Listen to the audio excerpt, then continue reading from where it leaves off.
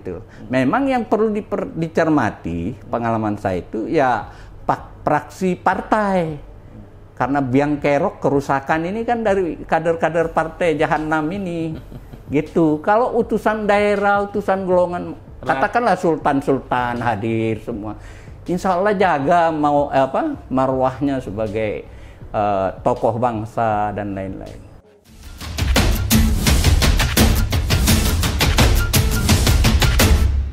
Assalamualaikum warahmatullahi wabarakatuh. Hamidalillah wa musholin ala rasulillah. La khawla la quwata illa billah. Puji syukur kehadirat Allah Azza wa Jalla yang telah memberikan karunia kenikmatan kepada kita, bil khusus nikmat iman dan Islam.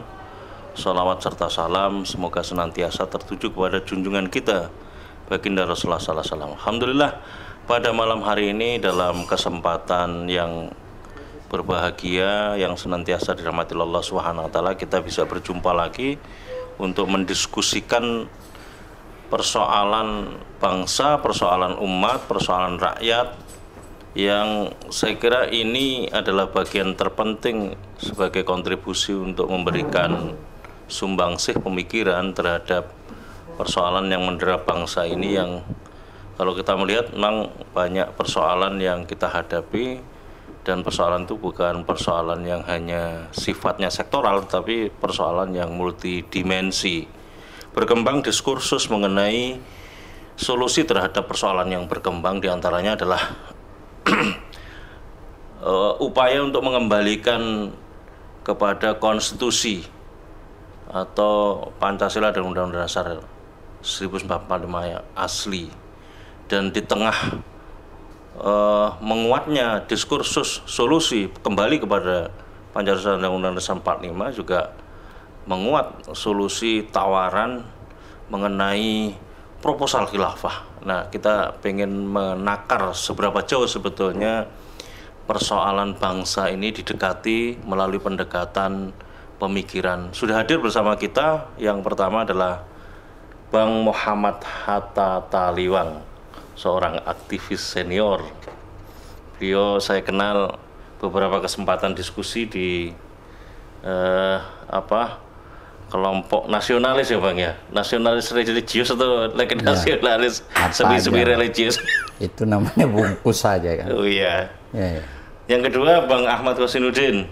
Bang Ahmad Kosinuddin ini juga kita kenal bersama sebagai pegiat media sosial yang cukup intens memberikan perspektif politik dan hukum.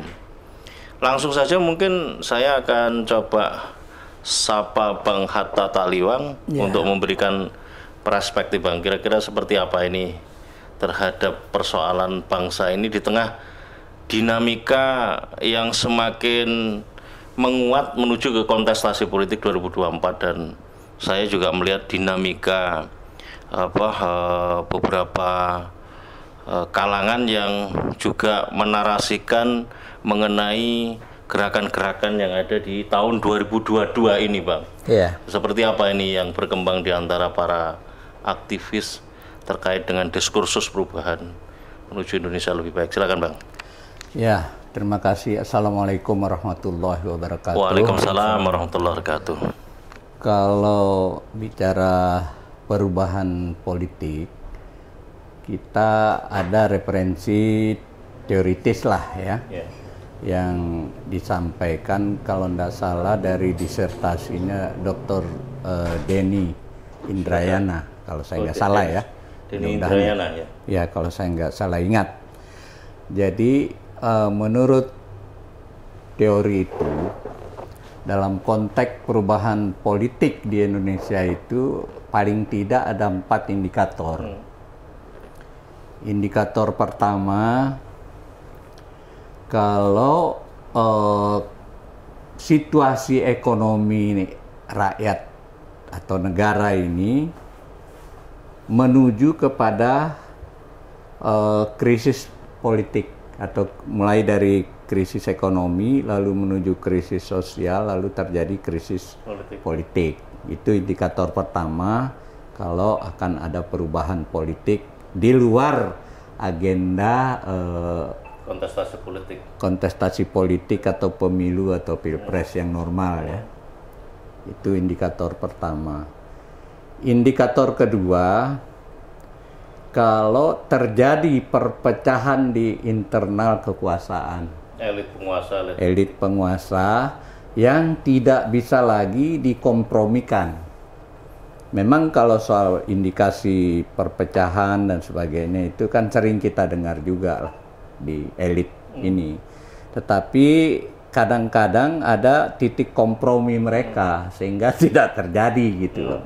Nah, kalau ini sudah agak mengeras, menguat, maka itu indikasi tidak bisa kompromi lagi, itu indikasi bahwa juga bisa terjadi perubahan politik. Nah, indikasi ketiga, kalau para oposan ini solid, ada tiba-tiba ada kesepakatan tentang figur katakanlah tokoh utama untuk sebuah perubahan, seperti era reformasi ada figur seperti Amin Rais misalnya. Nah, sekarang kayaknya bibitnya ada. Siapa kira-kira menurutmu bibitnya? Ya, Abang yang harus jawab itu. Itu salah satu pertanyaan saya, Bang. Yang kelihatan dari dalam itu bernama Lanyala Mataliti. Itu kelihatan dia dengan terang-terangan mengkritik oligarki, bahkan sampai ke personilnya dia kritisi ya, kebijakan oligarki dan banyak kebijakan-kebijakan pemerintah ini, termasuk misalnya soal pemilu presiden threshold segala itu benar-benar dikritisi ya. Lanyala cukup vokal Vokal termasuk bagaimana perilaku MK itu dia udah bedah habis dikritisi. Jadi ya kalau para oposan ini pandai bermain, ya mengerucutlah soal siapa nanti akan jadi pemimpin atau jadi presiden, ya itu soal lain lagi. Kan seperti juga Amin Rais kan dia tidak jadi presiden akhirnya kan. Nah, salurannya melalui mekanisme kontestasi politik formal yang normal atau yang biasanya juga krisis politik itu berujung juga tetap lari ke sistem yang normal ya, lewat pilpres, lewat pemilu dan sebagainya. Tetapi posisi tawar dari oposisi udah berbeda. Beda dengan kalau misalnya dilakukan sekarang mengikuti prosedur pemilu seperti yang lalu-lalu, maka tidak ada perubahan. Oligarki masih tetap menyetel keadaan. Ya, kelompok Islam mungkin ya bisa makin terpojok, kalaupun udah ada kebijakan PBB anti Islamfobia, tapi kebijakan lokal nasional kan belum tentu mengikuti sepenuhnya. Misalnya itu hasil dari perubahan yang normal, tapi kalau perubahan yang lewat pressure di mana para oposan ini punya nilai bargaining yang bagus, maka suasananya bisa berbeda karena akan mempengaruhi keanggotaan MPR atau DPR pada saat dilakukan pemilu misalnya.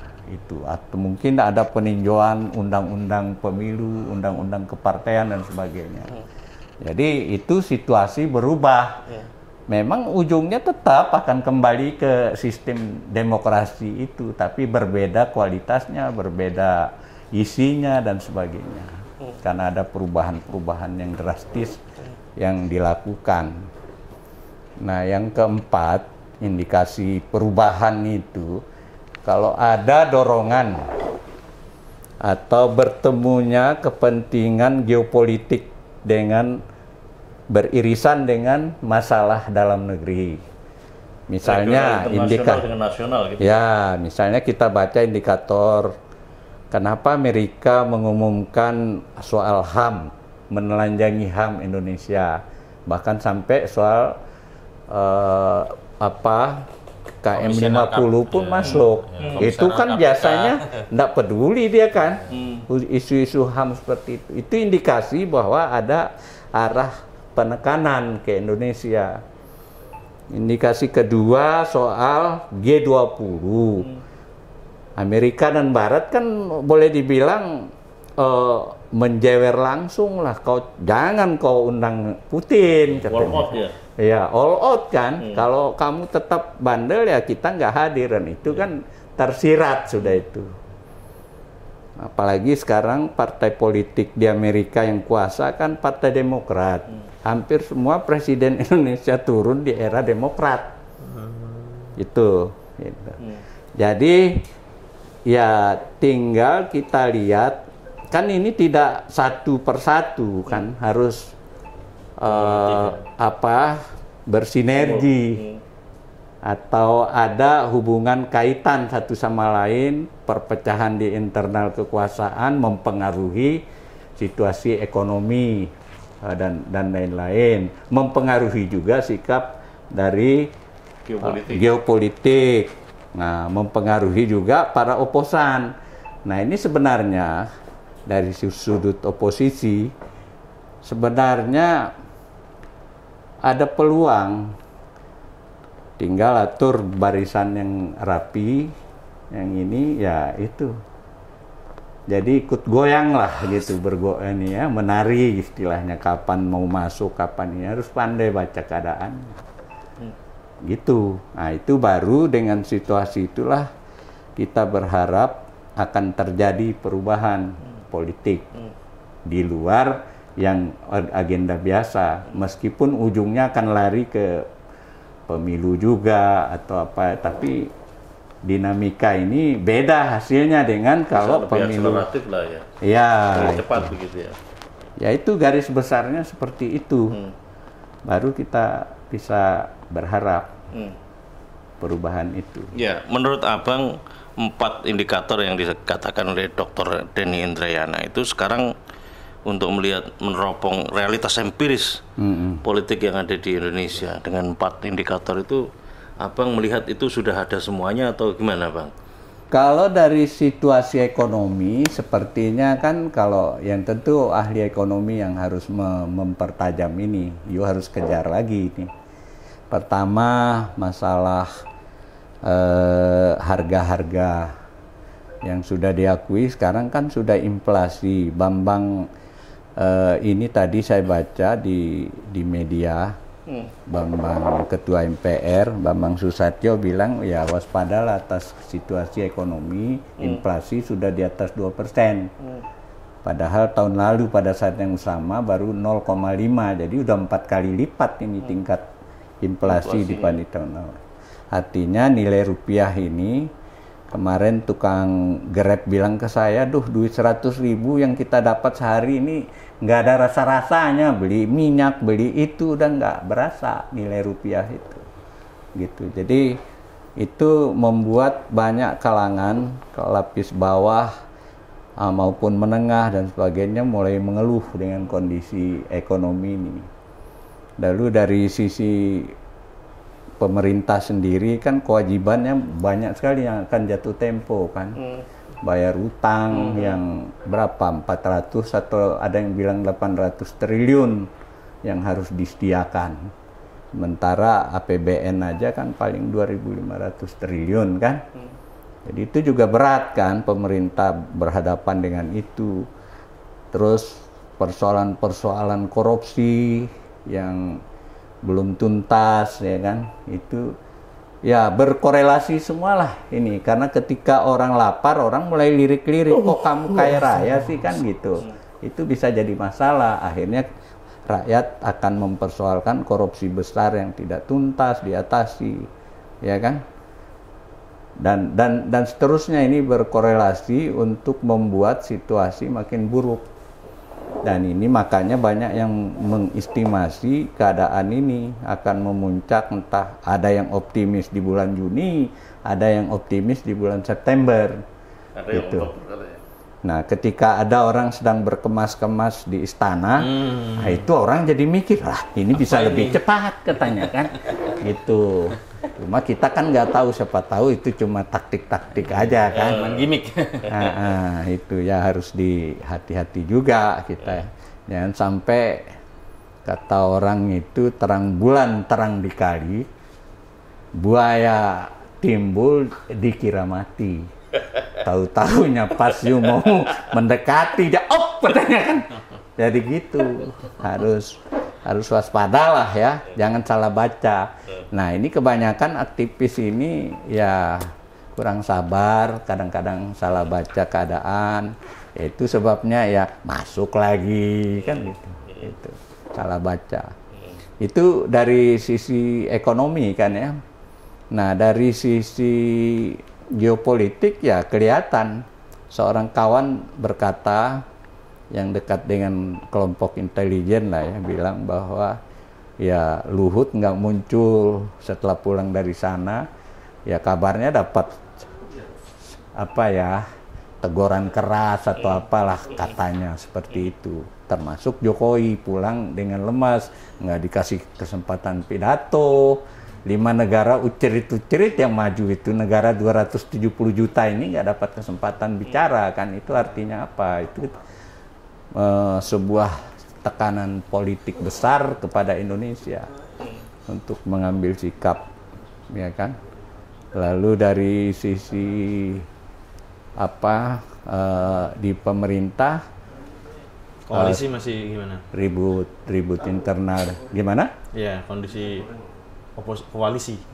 Koalisi kan udah kocar-kacir ini. Masing-masing udah cari selamat, apalagi dengan ada berita kemas-kemas itu pesannya jadi negatif itu sebenarnya.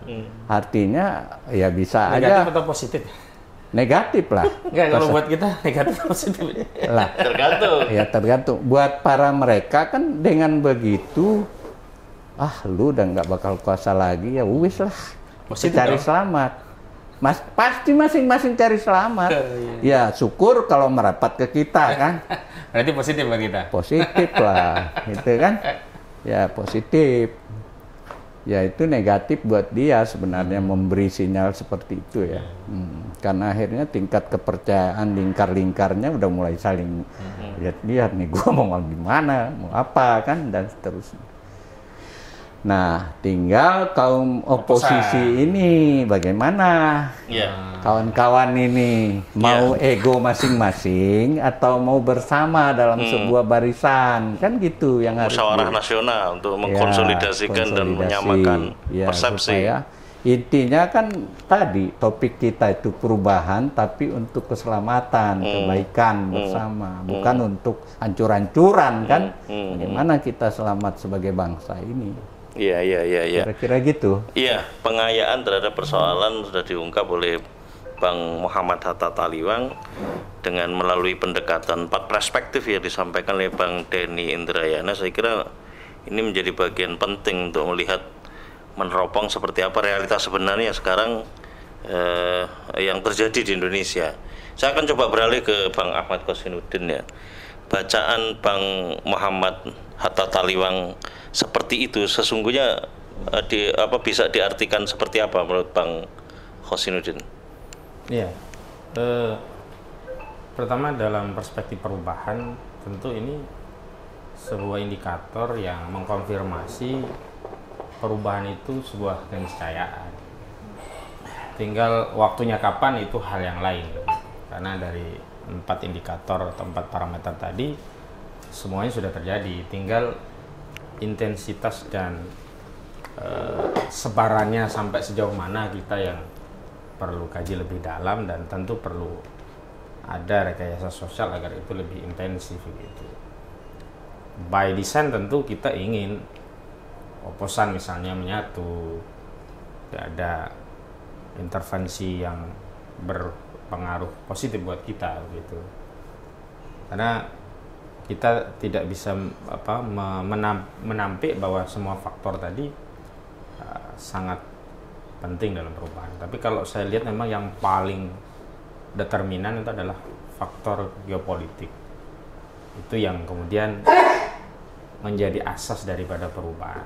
Saya membaca 98 itu kan gerakan mahasiswa itu kan hanya faktor pelengkap sebenarnya. Tapi kehendak politik global yang sesungguhnya sudah melihat Soeharto itu tidak cakap lagi menjalankan peran sebagai kepanjangan tangan asing, hingga harus dicari peran pengganti, meskipun pemeran pengganti tadi tetap melayani saja kepada kepentingan asing, sehingga praktis ya relatif kecil kita. Ketika Soeharto terguling, ganti pemain lain yang berkuasa sebenarnya tetap oligarki dalam bahasa sekarang. Kalau dulu kan kapitalis global, sehingga mayoritas kekayaan alam yang dianugerahkan oleh Allah Subhanahu Wa Taala kepada bangsa kita ini belum bisa memberikan manfaat bagi bangsa kita, tapi lebih banyak dimanfaatkan oleh bangsa-bangsa lainnya. Dan di internal kita ya tadi diberi atau dicekoki mainan untuk saling serang ya, seperti radikalisme, intoleransi di situ aja. Tapi kita tidak pernah menganggap radikal asing-asing yang menguasai tambang-tambang kita, minyak kita, emas kita. Kita menganggap bahwa Amerika menguasai emas Freeport puluhan tahun itu toleran sekali gitu. Sementara kita ya di lapak kita hanya masalah parkir 1.000-2.000 sudah sangat intoleran begitu. Ini yang perlu menjadi catatan tersendiri. Yang kedua, memang desain peta perubahan itu saya kira perlu sampai kepada tadi. Saya setuju dengan Bang Hatta Talibang, kan kita mau berubah untuk menjadi lebih baik. Kalau dalam meminjam istilah Jawa itu kita tidak bukan waton suloyo gitu, asal jatuh, asal selesai. Ya ini kan motifnya kebencian bahkan dendam gitu. Kita kan ingin menata ulang bahwa aktor-aktor yang sekarang tidak cakap, ya kita evaluasi. Bukan subjektif, karena 7 atau 8 tahun ini sudah cukup lah untuk memberikan satu simpulan apa sesungguhnya yang dikerjakan oleh penguasa. Apakah mereka bisa menjalankan fungsi negara, melayani dan melindungi, melayani, memenuhi hajat asasi rakyat, kandang, pangan, papan, pendidikan, kesehatan, keamanan, dan melindungi ya, melindungi baik kekayaan kita, rakyat kita dari para penjajah asing dan asing. Hari ini justru negara hadir untuk melindungi aset-aset asing, kapitalisme global, korporasi, dan menjadi centeng-centeng mereka berhadapan-hadapan dengan rakyat. Baru kita dengar di Jambi atau di mana Sumatera itu petani-petani sawit justru ditangkap oleh aparat, diperlakukan seperti di Rohingya itu kita tahu. Ini kan berarti fungsi negara bukan lagi menjadi pelayan pelindung rakyat, tapi sudah menjadi kaki tangan oligarki. Jadi realitas negara yang semestinya melayani hajat rakyat justru melayani hajat korporasi. Di mereka yang dibayar oleh pajak rakyat justru menjadi centeng-centeng korporasi. Nah ini juga yang harus menjadi perhatian kalau memang desain visi politik kita bukan waton suloyo, bukan sekedar berubah, tapi ingin berubah dan memperbaiki. Nah, selanjutnya kan kita kemudian masuk kepada realitas politik bahwa kalau 4 faktor tadi terpenuhi, kembali pada kontestasi. Nah, kita dihadapkan pada realitas bahwa kontestasi tadi kan akan menghadirkan atau bahkan menghasilkan tokoh-tokoh dan sistem kepemimpinan existing ini. Mungkin adalah perubahan tambal sulam, tapi pada prinsipnya juga agak sulit ya untuk mengganti asas-asas sistem yang dipertahankan. Misalkan penguasaan asing dan asing itu di era Soeharto ketika jatuh kan justru malah menguat liberalisme itu. Artinya saat itu perubahan itu belum bisa merubah substansi sistem untuk memberikan negara kita, bangsa kita itu mandiri untuk mengelola sumber daya alam dan kekayaan kita. Tapi hanya mampu mengganti rezim atau aktor yang akhirnya kita juga terperangkap. Dulu yang paling kenceng demo paling militan, sekarang gantian gitu ya, kejam kepada aktivis-aktivis. Ya mungkin kita kadang-kadang berhadapan dengan sesama aktivis karena dulu mereka yang aktivis, sekarang ada di lingkaran kekuasaan, sikap dan kebijakan politik mereka juga tak beda jauh dengan penguasa yang dulu mereka kritisi gitu. Ini menjadi soal. Nah karena itu sebenarnya kan butuh satu resolusi yang baru begitu untuk kita adopsi. Nah dalam konteks untuk mendapatkan resolusi baru untuk diadopsi tadilah, nah ini butuh banyak diskusi, konsolidasi agar ada kesepahaman pandangan. Kan yang menimbulkan praduga itu kan kalau ada perbedaan pandangan. Nah kalau sudah ada kesepahaman pandangan, kesepakatan itu belum tentu terjadi, nggak ada masalah. Tapi masing-masing pihak itu memahami visi perubahan pihak-pihak lainnya, sehingga akan muncul substansinya itu sebenarnya kita mau memperbaiki bangsa ini atau ansih hanya jatuh menjatuhkan kekuasaan misalkan begitu. Atau bahkan sebenarnya oposan atau para kritikus itu sudah ngiler pengen gantian berkuasa, ini kan juga harus kita antisipasi gitu. Kalau faktanya demikian kan ini sama saja kita sedang bernadar bismillah mudah-mudahan jadi komisaris begitu. Nah, ini yang harus kita evaluasi juga gitu. Kalau sudah begitu nanti kita kasihan rakyat, kasihan umat. Jadi berakhir dengan satu kekecewaan dan akan beralih kepada kekecewaan yang lain. Nah, untuk membangun sampai kepada basic perubahan yang seperti itu tentu bukan perkara yang instan. Bukan sekedar menimbulkan faktor-faktor yang 4 tadi gitu. Karena kalaupun faktor yang 4 tadi semua terpenuhi, itu belum sampai kepada desain setelah ini berubah, what's next gitu. Akhirnya kita masuk pada diskursus pertarungan tiada henti. Kalau sebelumnya bertarung untuk mengalahkan musuh, setelah itu bertarung untuk meraih kekuasaan antara sesama, dan terjadi dalam tanda petik hianat mengkhianati. Nah, ini yang tidak ingin kita, membangun legasi kebangsaan dengan hianat mengkhianati. Saya tidak ingin bangsa kita dikutuk seperti keris empu gandring, itu kan sejarahnya selalu mengutuk-mengutuk. Dan saya mendapatkan informasi, banyak yang kecewa, banyak aktivis reformasi dulu sekarang dicap jadi pengkhianat, banyak yang dulu pejuang dianggap menjadi penghalang, banyak yang dulu ingin merubah lebih baik, bahkan sekarang dianggap itulah pintu perubahan yang membuat bangsa kita makin amburadul dan seterusnya. Ini yang harus jernih, saya kira begitu. Dan di titik itulah saya kira seluruh elemen anak bangsa harus siap membuka diri tadi untuk coba menyelami visi perubahan apa, substansi yang diinginkan apa, sampai pada kesimpulan, oh begitu. Nah, baru kesepahaman tadi bisa dibangun. Kalau belum kesepakatan belum bisa sepakat, paling tidak kan kita bisa memahami dan kemudian nanti akan alami berdialektika gitu. Karena setiap pribadi yang punya akal sehat itu tentu tidak mau masuk pada lubang kesalahan yang sama. Misalkan kita masuk kepada hanya memberi jalan ya orang tertentu ketampuk kekuasaan untuk menggantikan kezaliman dengan kezaliman yang baru.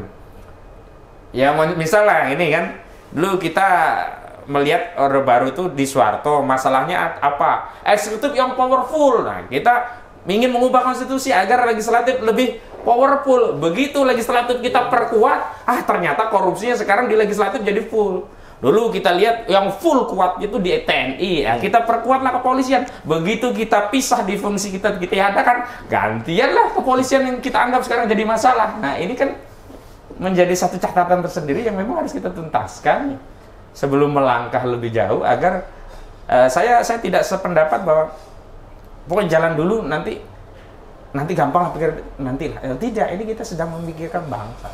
Tidak sekedar memikirkan bagaimana ada perubahan, tidak, tapi sedang memikirkan masa depan bangsa yang memang harus berangkat dari proses berpikir yang mempertimbangkan dan memperhatikan seluruh faktor-faktor dan kemungkinan yang akan terjadi, sehingga evaluasinya menjadi menyeluruh, sehingga resolusinya juga bisa menyeluruh. Begitu, Cak Selamat. Ya, di tengah perbedaan pandangan mengenai diskursus perubahan terhadap kelompok oposan itu, ada selorohan begini Bang, rebut dulu lalu ribut, atau ribut dulu baru rebut. Nah, itu selorohan seperti itu. Terus saya kira titik krusialnya yang pertama, bagaimana mempersepsikan sama terhadap persoalan yang sekarang ini ada. Apakah memang ada persoalan sistemik atau baik-baik saja dianggap tidak ada persoalan sistemik, hanya persoalan parsial saja. Itu yang pertama. Yang kedua, kalau sudah masuk sepakat bahwa ini ada persoalan sistemik, tinggal diskursus perubahannya apa, proposal perubahan yang ditawarkan menuju Indonesia lebih baik ini apa, lalu didialogkan, setidaknya didialogkan sebagaimana yang tadi disampaikan oleh Bang Ahmad Khosinuddin. Kalaupun berbeda, orang saling bisa memahami standing argumentasi perubahan itu di atas basis apa. Nah, sekarang kita masuk ke persepsi terhadap solusi, Bang. Setelah kita mencoba memahami pengayaan terhadap persoalan yang sekarang ini kita hadapi. Nah, Abang sendiri memahaminya ketika Abang melihat ini sebagai satu persoalan yang hadir di tengah-tengah kita ini sebagai sebuah persoalan yang boleh dikatakan kita tidak sedang baik-baik saja, persoalannya sedemikian sistemik. Abang sendiri melihat solusi terhadap persoalan yang sekarang ini ada seperti apa? Setidaknya kita ingin mengkonsolidasikan persepsi yang berbeda di antara pandangan terkait dengan proposal perubahan itu, Pak. Silakan, Pak. Oke. Jadi kita harus evaluasi dulu apa sebabnya kondisi bangsa ini seperti sekarang ini. Iya. Ya kan? Perubahan dari era Soeharto ke era reformasi ini memang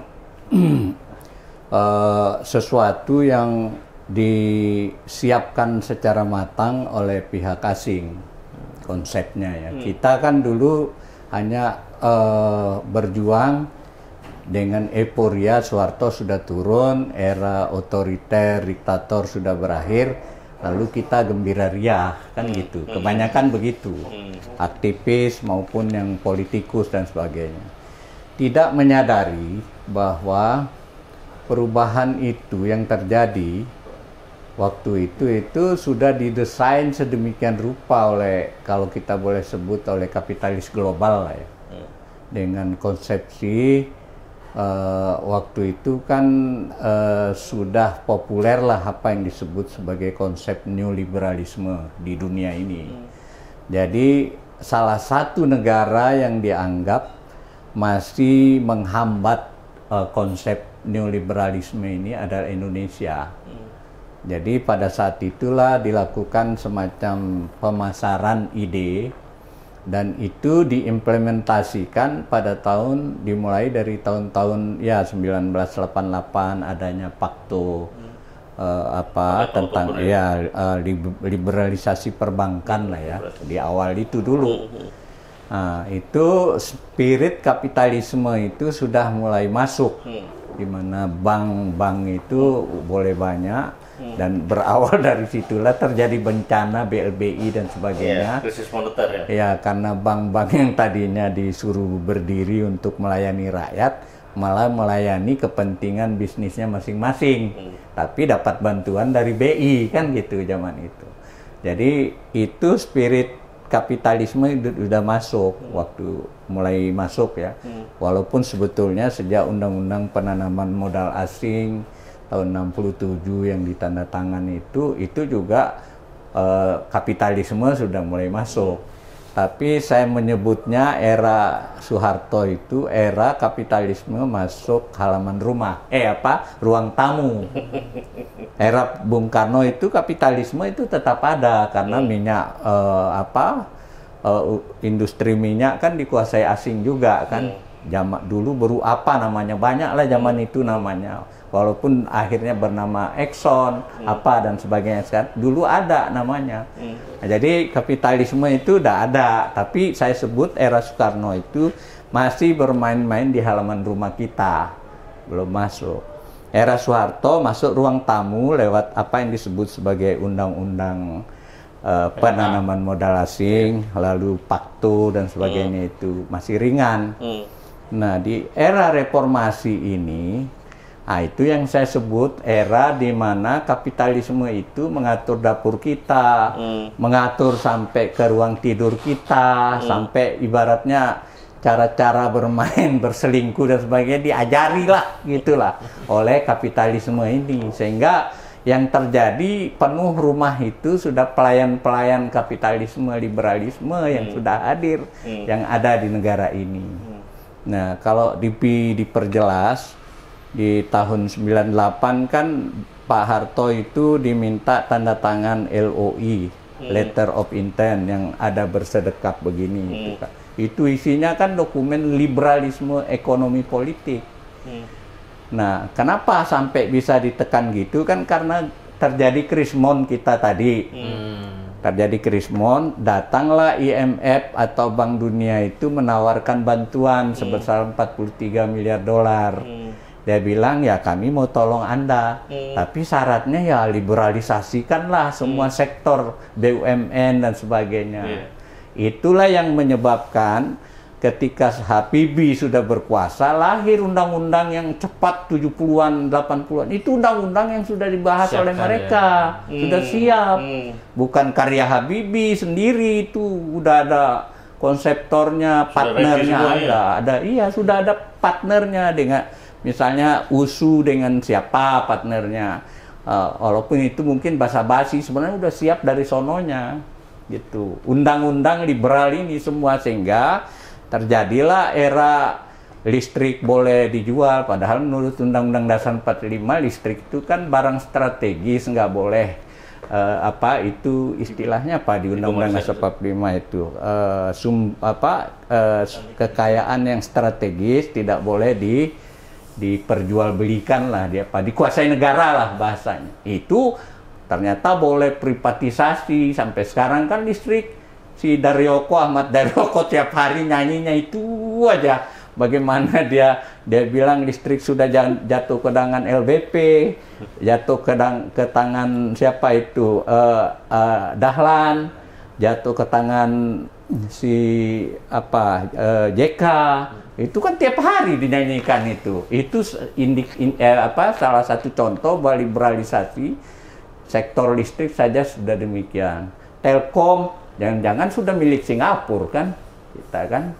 Lalu yang strategis lain itu banyaklah yang strategis itu, saya tidak kuat lagi hafal, karena saya pernah menulis buku Indonesia Ku Tergadai, itu semua lengkap itu ulasan ini. Nah, semua itu bermula dari tanda tangan Pak Harto. Saya sebut itu dokumen penjajahan, VOC lah zaman itu, VOC gaya baru lah ya. Jadi negara ini terliberalkan secara politik ekonomi, termasuk amandemen UUD 45 itu dianggap nasionalistik. Pak Harto juga diturunkan karena dia dianggap jiwanya nasionalistik. Belum bisa diajak join kayak sekarang nih, kayak SBY. Yang bisa berkata USA is my second country, kan Soeharto nggak akan mau ngomong begitu kan. Artinya tokoh-tokohnya diganti semua dan sebagainya, dan itu aktor-aktor kapitalis liberal ini udah menguasai seluruh pojok-pojok kekuasaan. Itulah yang membuat kita ini terjajah sebenarnya keadaan ini, karena benar-benar sudah merasuk ahlinya, pejabat-pejabatnya, pengamatnya sudah disetel, wartawannya dan sebagainya, udah spiritnya liberal kapitalisme semua. Nah, ini yang kita hadapi yang terlalu berat menurut saya itu. Kenapa kita ngos-ngosan lah, termasuk yang ingin berjuang kembali ke UUD 45 dan sebagainya, itu spiritnya kan ingin tidak dijajah lagi. Karena spirit UUD 45 kan kemerdekaan. Bagaimana dulu disusun konstitusi itu spiritnya seperti itu. Nyatanya kan kita hidup dalam iklim yang seperti ini. Bagaimana kuat campur tangan asing waktu itu. Pak Harto itu kan masih mikir-mikir mau nanda tanganin itu, walaupun ada ibaratnya janji mau dibantu 43 miliar dolar, tapi dia juga punya nurani sebenarnya. Tapi Clinton kan telepon langsung, bisa dibuka di Google. Bagaimana Pak Harto ditekan itu. Pokoknya ikut aja apa kata IMF itu. Begitu pesannya itu. Pesannya Clinton itu. Ada dokumennya. Dibuka. Kan udah 30-an tahun belum kali ya dokumen itu udah bisa sekian tahun udah bisa dibaca. Jadi sampai untuk turunkan Pak Harto itu juga ditekan lagi sama Menteri Luar Negerinya waktu itu. Siapa? Madeleine Albright. Ada juga datanya di Google juga ada, bisa kita bagaimana tekanan ke Indonesia waktu itu sehingga kita akhirnya berubah menjadi seperti sekarang ini, menjadi tidak mandiri, menjadi terpinggirkan, menjadi sangat kayak kaum papa yang lihat aja bagaimana kita dihargai di forum sana, presiden kita itu diperlakukan seperti apa. Itulah wajah kita sekarang ini, negara jajahan. Gitu loh. Jadi keadaan makronya seperti itu. Sehingga kalau kita pertanyakan misalnya tentang konstitusi yang berlaku sekarang itu, ya memang sudah diamandemen kan. Ada prinsip kapitalis efisiensi segala masuk di konstitusi yang ya napasnya itu yang menjalar kemana-mana. Lalu Presiden RI tidak lagi orang Indonesia asli misalnya, itu juga semangatnya liberal sekali sudah.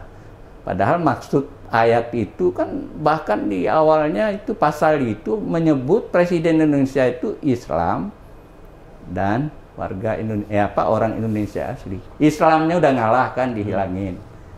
Tersisa tinggal orang Indonesia asli. Itu pun sudah dihajar habis kan, sudah nggak bisa. Artinya besok warga negara Cina yang punya double standar double warga negara itu bisa saja jadi presiden kalau membaca konstitusi yang sekarang. Itulah liberalnya ini, keadaan ini. Jadi berat. Nah, tentu kalau saya ditanya ya gimana caranya, ya kami selalu tawarkan yang moderat lah ya. Moderat itu ya coba kita konstruksikan kembali kepada undang-undang dasar yang asli, karena itu spiritnya kan oleh pendiri bangsa, spirit merdeka dulu. Nah, bagaimana implementasinya? Lah kalau kita pertanyakan era Soekarno juga belum diimplementasikan. Era Soeharto juga belum maksimal karena era itu kan era rejim militer. Era ya ada sih bau-bau sistem kekuasaan Jawa juga di zaman Pak Harto kan, feodalismenya ada, segala lengkap lah waktu itu kan, tapi tidak seperti apa yang dimaksud oleh para pendiri negara yang lain, sehingga Bung Hatta lewat Yayasan Lembaga Kesadaran Berkonstitusi mengkritik praktek kekuasaan Soekarno maupun kekuasaan Soeharto. Itu tidak seperti itu yang dimaksud oleh konstitusi itu. Tetapi kan orang-orang gampang saja menyederhanakan. UUD 45 sudah pernah ini gagal lah, gitu kan. Itu kan stigma namanya kan. Jadi padahal substansinya belum pernah dikerjakan. Mana ada di konstitusi misalnya ABRI boleh berkuasa jadi gubernur, nggak ada. Ya kan? Tapi itu dicap sebagai isi konstitusi gitu.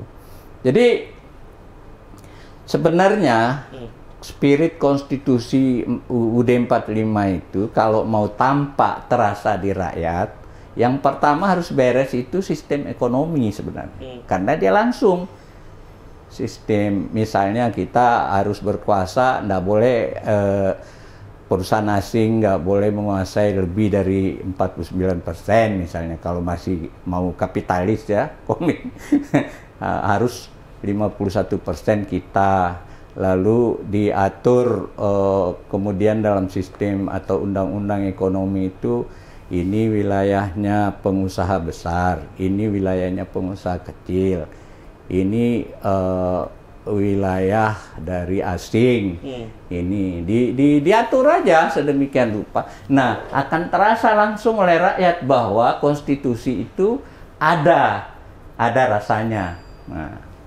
Nah, memang kalau saya ngikuti pikiran Ustadz Hosinuddin ini kan maunya langsung melompat gitu. Kalau saya sebenarnya harus pakai taktik gitu loh. Kalau ya pakai tanggat. Sini nanti kalau kan napas dari konstitusi 45 ini kan sangat Islami sebenarnya. Kalau didalami ya pasti udah tahu. Pokoknya Islami banget ini konstitusi. Nah, tahap itu dulu, sesudah itu saya udah meninggal, silakan lanjutkan. Gitu. Iya kan? Kan damai. Aku tutup mata. Oke. Kan kira-kira gitulah. Jadi agak shape begitu lompatannya itu. Gitu. Agak semut lah. Smooth. Jadi itu sebenarnya ada bridgingnya lah. Ada cara ini. Karena kalau diterapkan konstitusi 45 Islami, percaya deh saya. Coba tanya ahli-ahlinya semua. Pasti gitu. Ya gimana ya? Orang Arab aja kagum sama UUD 45 dan Pancasila ini. Apa kata orang Arab? Kami ini satu ras, satu suku, tapi terpecah ke berbagai bangsa, katanya kan. Tapi Anda ini banyak suku, banyak ras, banyak pulau, oleh Pancasila dipersatukan menjadi sebuah negara. Arab aja kagum sama ini, gitu loh. Jadi Ya, saya tidak bermaksud menyudutkan, menyalahkan pikiran-pikiran itu, enggak. Saya soal strategi taktik aja dalam perjuangan ini. Saya kalau udah terjadi masyarakat Pancasila seperti yang ini, ya saya merem aja kalau ada yang mau plus gitu.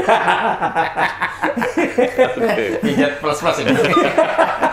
Kira-kira gitu, ini soal strategi aja. Pokoknya pijat dulu ya, minta plus nanti gampang. Nanti gitu. Lah kalau ini masyarakat sudah ini semua kan tinggal gitu aja, gitu loh pikiran saya. Ya. Oke, Bang Hatta Taliwang saya kira menegaskan tentang urgensi kembali ke Undang-Undang 45 itu ke sebuah perubahan yang mendasar, kira-kira begitulah yang dibayangkan sebagai sebuah perubahan mendasar. Sekalipun jadi, beliau, kalau saya boleh tambah, di samping soal ekonomi yang diimplementasikan adalah soal kekuasaan. Kalau ada sistem MPR itu, di mana ada utusan golongan, itu juga akan didominasi oleh kelompok Islam juga sebenarnya kan. Lalu ada utusan daerah juga akan diisi. Nah, MPR itu akhirnya kan dominan. Disitulah dibahas tentang garis besar haluan negaranya, mau napasnya apa kalau isinya sudah seperti itu kan. Lalu satu, yang kedua, calon presiden itu pasti tidak ada tukang tambal ban yang bisa maju. Karena apa? Karena itu anggotanya kan orang yang mulia. Misalnya ada Panglima TNI di dalamnya kan sebagai anggota MPR. Dia kan gengsi, masa itu yang jadi capres katanya, mending gua katanya, kan bisa ada ego-ego seperti tukang mebel pun nggak mungkin ya.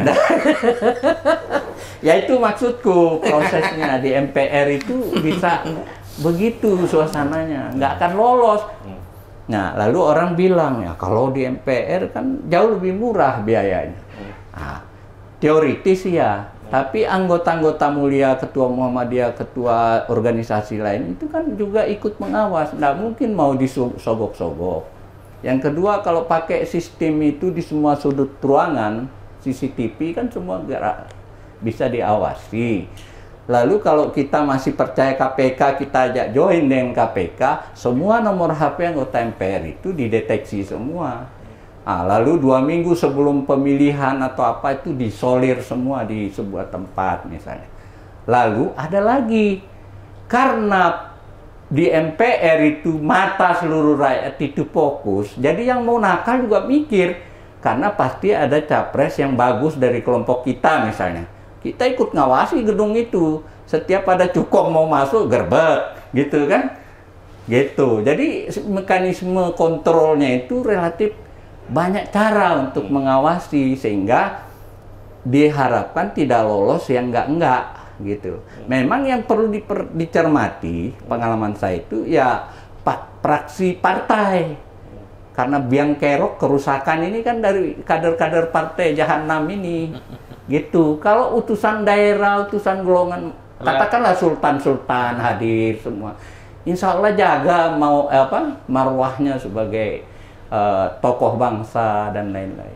Itu loh situasi kalau dilakukan di MPR. Nah, Islami semua itu. Kira-kira gitu.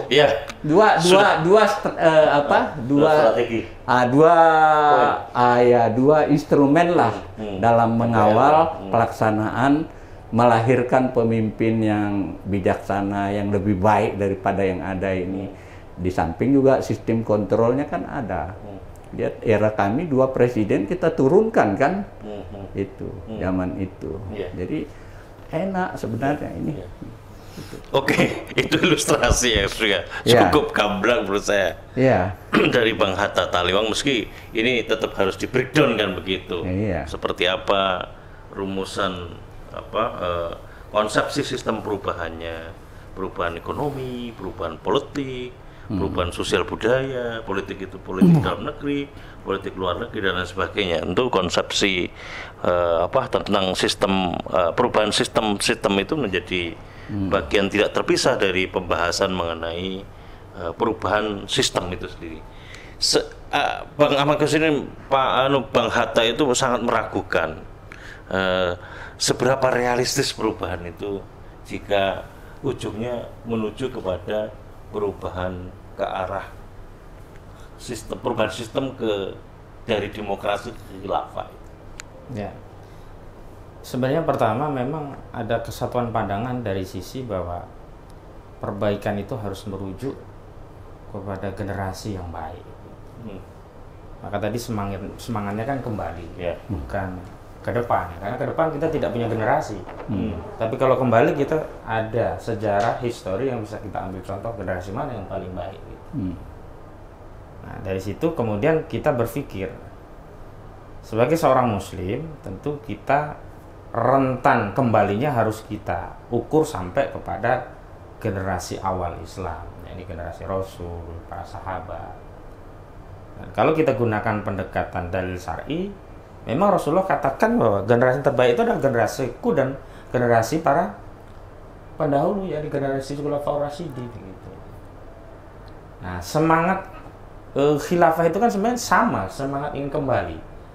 Tapi kalau Bang Hatta tadi kembalinya ke 45, saya justru bersemangat untuk kembali kepada era Khulafaur Rasyidin gitu, di mana sumber hukum itu langsung digali dari dua sumber primer Islam, yakni Al-Quran dan As-Sunnah. Dan siapapun di antara kita misalkan dalam perjuangan ini dipanggil Allah, belum tentu Bang Hatta duluan loh. Saya bisa duluan karena usia kan nggak ada tahu gitu. Kalau referensinya ke sana, kita nggak akan kepaten obor. Karena referensinya ada Al-Quran, As-Sunnah, dan kitab-kitab klasik yang bisa jadi sumber istihad atau sumber pemikiran untuk mengadopsi atau menggali berbagai norma untuk mengatur kehidupan berbangsa dan bernegara. Kalau dalam konteks rujukannya Bang Hatta tadi, kalau Bang Hatta misalnya dipanggil Allah, kita kepaten obor karena kebingungan mencari tokoh sekelas Bang Hatta untuk menyampaikan pemikiran tadi gitu. Nah, kita ingin bicara tentang satu perubahan yang sifatnya berkesinambungan. Nah, saya kemudian melihat bahwa kalau ke sana nanti dialektika pemikiran itu akan alamiah mencari, kalau istilah di Muhammadiyah itu, pendapat yang paling rojih gitu. Jadi nanti ada pandangan-pandangan tentang perubahan, nanti mana yang paling rojih. Itulah yang kemudian diadopsi atau diambil sebagai pilihan pendapat untuk beramal atau melakukan mekanisme menjalankan visi misi perubahan. Dan memang sebagai mukmin kita tidak boleh melupakan sejarah jas merah. Dan secara spesifik sejarah Rasulullah SAW itu bukan hanya sejarah perjuangan, tapi mengikat sebagai dalil. Karena kalau as-sunnah itu kan bukan hanya qaul, tapi juga perbuatan Rasulullah. Dan perbuatan Rasulullah, yakni perjalanan Rasulullah SAW suara dulu Sat. Dia sedang. Nanti ini bisa diedit ini. Suaranya jangan masuk dulu ke sini. Nah, dan perjalanan Rasulullah berjuang itu berlaku sebagai as-sunnah, di mana kalau kita mengikuti beliau kita mendapat pahala, kalau kita keluar dari mekanisme atau perjuangan yang beliau lakukan kita berdosa, meskipun perubahan itu terjadi. Dan yang menarik adalah di dalam berjuang itu Rasulullah tidak menempuh pola-pola perjuangan yang hari ini diyakini bisa melakukan perubahan. Misalnya Rasulullah tidak pernah melakukan people power, walaupun people power itu diyakini bisa melakukan perubahan dan bisa mendapatkan kekuasaan. Rasulullah juga tidak menempuh cara kudeta, meskipun Rasulullah bisa saja infiltrasi ke militer ketika itu kan pilar-pilar kekuasaan itu hanya dua, rakyat dan militer. Kalau rakyat ingin berubah, militer setuju, jalan. Rakyat ingin berubah, militer belum setuju, nggak bisa. Militer ingin berubah, ya rakyat belum, bisa jadi terjadi. Kenapa? Karena kunci-kunci kekuasaan itu yang tahu ada militer. Maka dalam konteks perubahan itu, kalau kita meminang perubahan, wali perubahan itu adalah militer. Kalau militer belum ridho, mau aktivis ya duduk di DPR mau sebulan, 2 bulan di sana, nggak akan berubah. Yang ada adalah apa? Represifme kekuasaan kepada rakyat. Tetapi ketika militer melihat, oh iya, ini rakyat ini memang ingin berubah, bangsa ini memang harus lebih baik, dan penguasa ini zalim. Ketika rakyat ingin perubahan, oh iya, saya militer harus duduk di samping rakyat, bukan menjadi centeng kekuasaan. Dan itu juga terjadi pada era Soeharto. Saat ya militer melihat gerakan rakyat itu kuat, tekanan global itu tinggi, maka saat itu militer memindah posisi dari tadinya menjadi centeng Soeharto, ya membela rezim, berpindah membela rakyat. Maka jatuhlah kekuasaan Soeharto. Kenapa? Karena pilar penopang kekuasaan dua-duanya pergi meninggalkan Soeharto, legitimasi rakyat dan penjagaan militer gitu. Nah, Rasulullah tidak melakukan kudeta. Rasulullah tidak melakukan people power, dan Rasulullah juga saat itu tidak mengikuti mekanisme perubahan gradual ya. Kalau hari ini mungkin terlibat dalam proses politik hari ini. Rasulullah saat itu ditawarkan terlibat dalam proses politik, tetapi Rasulullah melihat bahwa ketika, ya walaupun itu dalil ya, kalau beliau kan wahyu ya, kita bisa melihat bahwa kalau Rasulullah saat itu berkompromi, maka akan tercampur hak dan batil. Maka ketika Rasulullah ditawarkan berhimpun pada kekuasaan Quraisy, Rasulullah kan menjawab dengan kalimat yang sangat tegas kepada pamannya, karena lobinya kepada Rasul gak mau langsung, karena khawatir langsung ditolak mentah-mentah oleh Rasul. Lobinya lewat pamannya yang sangat menyayangi Rasulullah. Kita ingat Rasulullah mengatakan, duhai paman, seandainya yang ditawarkan itu lawadhu as-samsa fi yamin wal qamara ya fi yasar ila ala annahu hadal amro ya. Kalau yang ditawarkan mereka bukan hanya kekuasaan ecek-ecek, bahkan matahari tangan kanan, rembulan di tangan kiri, aku nggak mau. Kenapa? Ketika berhimpun kan waktu itu kan tawarannya, hari ini umat Islam menyembah Allah, besok menyembah yang mereka jangan dihalangi. Tapi Rasulullah nggak mau, ya harus Allah kalau memang kekuasaan diberikan pada Rasulullah. Nggak mau kompromi gitu. Nah, itu yang kemudian Rasulullah melihat bahwa kalau belum bisa memperoleh kekuasaan, maka jangan kompromi, tapi tetap konsisten ya. Kalau istilah sekarang, konsisten jadi oposan terus saja lah, jangan buru-buru kekuasaan, nanti kita tertipu oleh legitnya kekuasaan. Hilanglah visi perubahan tadi. Kenapa? Akhirnya kita bermigrasi, tadinya ingin berubah untuk umat, akhirnya berubah untuk diri sendiri dan keluarga. Oh, mobil jadi mewah, jadi pejabat, rumah jadi mewah. Nah, udah berubah kan? Selesai akhirnya visi perubahan. Tapi tidak untuk ukuran kayak Bang Hatta Talima, karena beliau sudah, beliau kan sudah malang melintang. Hampir 7. Sudah teruji ya, sudah teruji lah.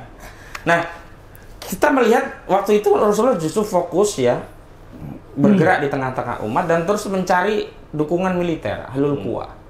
Ternyata dukungan itu diperoleh Rasul di Madinah. Nah, di Madinah itu dua pilar kekuasaan mendukung Rasul. Ahlul quwah militer di bawah Sa'ad bin Mu'adz mendukung penuh. Rakyat sudah dikondusikan oleh Mus'ab bin Umair, mereka menerima Islam. Walaupun tidak mayoritasnya Muslim loh. Ada Yahudi. Yahudi saja ada 3 bani besar. Qainuqa, Bani Nadir, Quraisyah. Ada Nasrani. Ada Majusi bahkan. Nah, setelah kondisi masyarakat dan militer mendukung Rasulullah, maka Rasulullah mendapat nusroh. Makanya perubahan di dalam Islam itu dengan istilamil hukmi, menerima kekuasaan. Kenapa kekuasaan diterima? Karena rakyat sadar, militer sadar bahwa harusnya demikian, orang ini harus memimpin dengan Islam. Maka kami ridho serahkan kekuasaan ini, kami ridho diatur dengan Islam, dan kami ridho untuk taat saat Islam diterapkan. Maka kelompok politik yang berusaha untuk meraih kekuasaan itu tidak merebut kekuasaan, tapi istilamil hukmi, menerima kekuasaan. Karena rakyat umat itu sadar. Militer juga sadar, nggak ada jalan lain, ini udah buntu semua. Nah, memang kalau cara seperti ini memang cara sangat idealis gitu.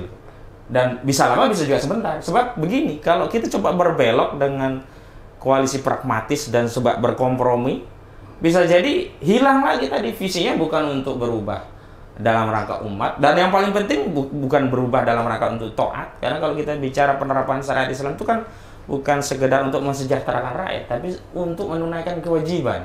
Visinya di sana. Bisa saja kita sejahtera tanpa Islam, misalkan kayak Singapura itu rakyatnya enak, tapi tetap maksiat dalam pandangan Allah. Kenapa?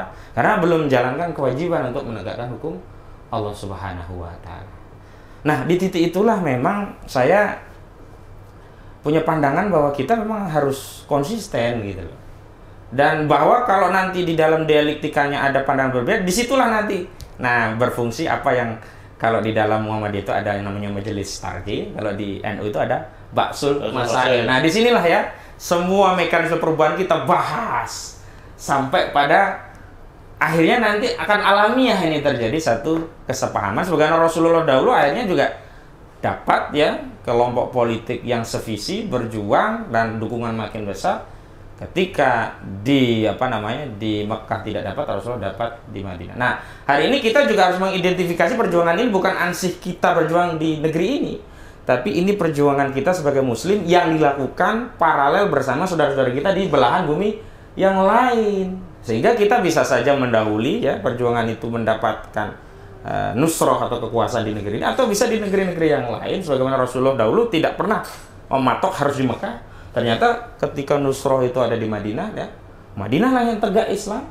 Dan kemudian baru Makkah dilakukan unifikasi atau futuhat. Dan berikutnya negeri dan bangsa lainnya difutuhat dan seterusnya. Nah, kalau kita menggunakan narasi pendekatan itu, ada dua referensi yang bisa kita gunakan. Pertama, referensi primernya, yakni Al-Quran dan Sunnah, norma-normanya ada di situ juga, ijma sahabat, qiyas nasari. Yang kedua, referensi preseden, yakni sejarah penerapan sudah pernah dan pernah eksis selama 13 abad loh, teruji loh, sebuah sistem 13 abad teruji.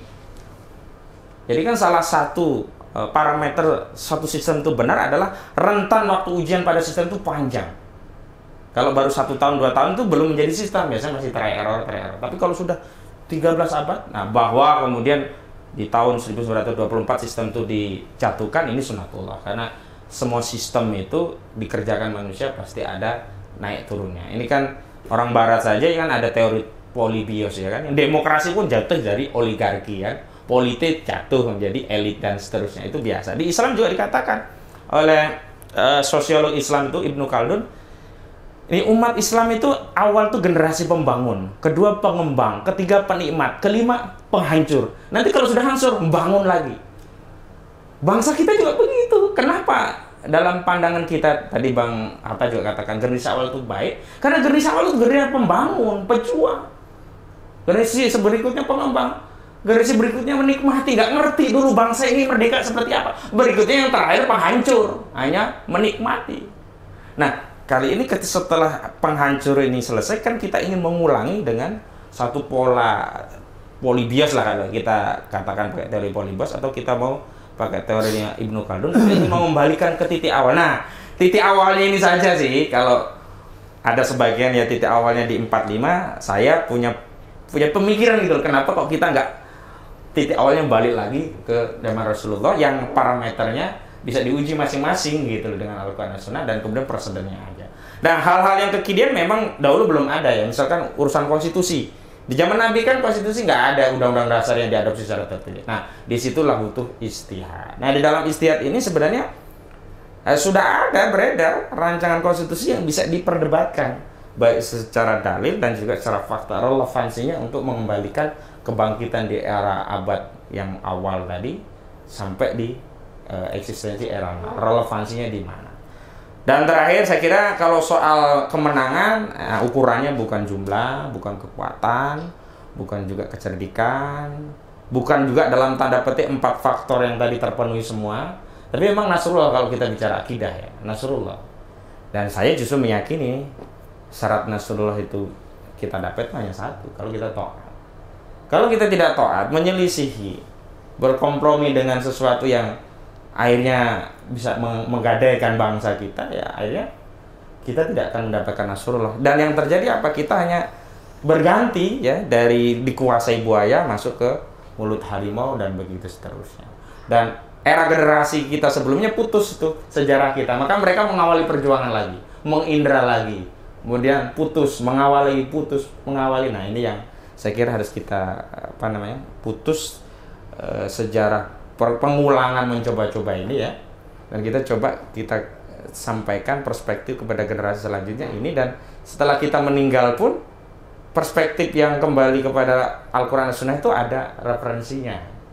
Nah, bahwa untuk rinciannya itu ada ijtihad, juga sudah ada muncul ijtihad yang sifatnya aplikatif, tinggal nanti didiskusikan. Saya kira pandangan-pandangan ini juga penting untuk coba kita sampaikan kepada umat, terlepas nanti yang dipahami dan disepakati seperti apa. Dan yang paling penting lagi, kita punya kesatuan pandangan atau ijma lah ya, bahwa hari ini kondisi existing nggak benar gitu. Jadi itu kita harus bersatu. Jadi perbedaan pandangan itu ijtihadiyah ya, sunnatullah, tapi bersatu wajib. Nggak boleh kita sama Bang Hatta berpisah, terpecah, wajib bersatu gitu. Karena lawannya sama, kezaliman gitu. Bahwa pilihan-pilihan pendapat solusi yang agak berbeda itu biasa. Saya kira dinamika itu biasa. Yang penting bagaimana dialektika diskursus itu terus kita kembangkan, karena selain kita berjuang untuk diri kita, kita ingin mewariskan legacy kepada pejuang-pejuang selanjutnya. Karena kita kan tidak mau perjuangan kita itu putus, tapi ada jariah. Nah, kita dapat kiriman pahala dari perjuangan. Begitu, Cak Selamat. Ya silakan Bang, 3 menit Bang ya, supaya kita bisa menyudahi ini dan kita bisa melanjutkan di luar packaging diskusi yang kita live kan nanti untuk bisa membahas lagi lebih dari hanya sekedar diskusi yang kita lakukan ini, Pak. Iya. Memang kalau saya cermati atau hayati apa yang disampaikan oleh Ustadz Husainuddin itu ya tidak ada yang salah, sudah benar gitu. Kalau saya kan hanya melihat dari segi apa yang mungkin yang bisa kita wujudkan tanpa kontroversi gitu. Jadi tanpa banyak katakanlah orang-orang yang akan membuat jadi itu persoalan yang jadi panjang gitu. Jadi misalnya ide kembali ke UUD 45 ini kan secara teoritis mengakomodir semua kekuatan bangsa yang baik nasionalis maupun yang Islam dan banyak kelompok lagi. Dan saya seperti pernah sampaikan di acara yang kemarin itu kan, ya kita evaluasi diri juga sebenarnya benarkah Islam di Indonesia ini mayoritas. Dari berbagai perspektif kan saya sudah bilang kalau di samping kekuatan yang bersatu yang membela Jokowi ini kan juga hampir kelompok Islam itu sendiri gitu ya kan. Ada dari kelompok misalnya Kristen, Katolik, Hindu, Buddha, Konghucu, ya boleh dibilang dalam satu barisan di sana. Nah, belum ditambah kelompok Kejawen misalnya kan, tambah lagi. Ada lagi kelompok Islam yang tidak pro Islam juga ada juga kan, kebijakan ya saya maksud. Jadi sebetulnya yang ingin yang berada dalam barisan kita berjuang untuk perubahan dan sebagainya itu sebenarnya sepi sebetulnya. Ketika isu Islam kita angkat, semua kelompok itu menyatu kan. Nah, belum lagi pemetaan dari daerah yang kemarin saya bilang kan, yang sebagian Sumatera Utara bukan kan, sebagian Kalimantan Barat juga, sebagian Kalimantan Tengah, ya kan, lalu Sulawesi sebagian, Papua sebagian yang di sana ya, NTT mungkin hampir sepenuhnya, Maluku itu juga sebagian gitu. Jadi Manado dan lain-lain. Itu dari segi pemetaan daerah, sehingga kita mau bilang diri kita mayoritas dari sisi apa? Dari sisi jumlah doang kan. Tapi kalau di sisi lain belum penguasaan lahan. Lahan di Kalimantan tuh punya sono. Lahan di Papua punya sono, ya kan? Di Sulawesi, bahkan di Jawa, saya kira pesisir Jawa Utara semua ini udah gedung-gedung mewah dan sebagainya punya Sopoh, ya kan? Belum Sumatera pesisirnya semua udah. Jadi dari sisi itu aja kita sebenarnya ya praktis mayoritas, itu pun mayoritas tidak menentukan. Karena apa? Misalnya yang ada di Senayan sana, apa betul? Partai Islam kan pinggiran aja di sana. Gitu. Itu loh realitas fakta tentang negara yang kita huni ini. Walaupun kita seringkali bangga dengan jumlah kan. Tapi dari perspektif lain, dari indikator lain itu kita minoritas. Belum dikepung kelompok liberalis, sosialis, ya kan, dari segi ideologi, komunis. Nah, komunis di Indonesia ini kalau kita percaya dulu era 65 aja kadernya 3 juta. 3 juta punya anak turunan berapa san? Berhimpun di PDIP misalnya itu. Itu udah sebenarnya kalau kita pilah-pilah kayak memilih beras itu ya, sebenarnya setumpuk aja kita ini, gitu loh. Nah, realitas ini yang membuat saya berpikir ya mari kita supaya tidak banyak gangguan lah gitu ya dengan konstitusi yang ada ini payungnya. Nah, di situ kita isi-isi. Nah, ketika sudah lumayan ini dominannya baru menurut saya kita bicara ke arah cita-cita luhur yang disampaikan itu gitu loh. Ini soal strategi taktik aja, menginjak realitas ini loh, supaya kita tidak terlalu repot dengan berbagai front. Banyak sekali front yang dihadapi kan. Itu persoalan buat saya sih soal strategi taktik. Mungkin karena saya pemain catur kali, cara melihat lapangan itu gini gitu. Kalau beliau melihatnya makro keadaan gitu. Saya pemain karambol lah. Ya gitu. Ya silakan aja. Saya sih menghormati, menghargai. Ya mudah-mudahan ya dengan cara yang ditempuh juga ya ada berkah lain wujudnya. Seperti tidak yang saya mimpikan, kan ada apa ya, faktor-faktor lain yang membuat gagasan itu menjadi real gitu. Itu juga itu ya itu juga tidak kita nafikan. Jadi terus saja berjalan sesuai keyakinan itu. Tapi ya saya biarlah berjalan secara konservatif ini kan gitu, tidak progresif, apalagi radikal. Padahal gitu. Radikal ramah diri dan belakang. Ya kira-kira gitulah. Karena ini soal strategi aja saya kira ya. Itu aja dari saya. Alhamdulillah, terima kasih Bang Muhammad Hatta Taliwang, senior kita yang sudah luar biasa sekali mempresentasikan gagasannya. Saya kira ini adalah intellectual property, menjadi bagian dari kekayaan khasanah yang dimiliki oleh bangsa negeri ini, karena spiritnya itu menjadikan Indonesia lebih baik kan, di tengah kegelisahan terhadap persoalan yang berkembang sekarang. Begitupun juga apa yang disampaikan Bang Ahmad Kusnuddin tadi disebut oleh beliau, ini adalah satu kekayaan yang insya Allah menjadi sesuatu yang the miracle katanya Allah Subhanahu wa Ta'ala, keajaiban yang tergantung Allah nanti akan menentukan seperti apa perubahan ke depan, karena sudah dijanjikan oleh Allah Subhanahu wa Ta'ala itu bahwa kemuliaan akhir dari ujung sejarah manusia itu nanti sesungguhnya dihadirkan kemenangan Islam kan gitu. Al-Islamu ya'lu wa la yu'la alaih. Inna dina indallah Islam. Sesungguhnya Islam ini adalah nilai-nilai kehidupan yang diturunkan oleh Allah Subhanahu wa Ta'ala kepada baginda Rasulullah sallallahu alaihi wasallam untuk menyempurnakan kehidupan manusia. Setidaknya malam ini saya sudah mendapatkan 3 gagasan proposal perubahan. Yang pertama dari Bang Hatta Taliwang, kembali kepada Undang-Undang 45. Yang kedua dari Bang Abdul Khair, Indonesia Bersyariah melalui Majelis Tinggi Indonesia Bersyariah. Dan yang ketiga saya mendapatkan gagasan mengenai Indonesia berkhilafah. Kira-kira begitu. Itulah Shiratal Mustaqim, billahi taufiq wal hidayah. Wassalamualaikum warahmatullahi wabarakatuh. Waalaikumsalam warahmatullahi wabarakatuh. Terima kasih Bang.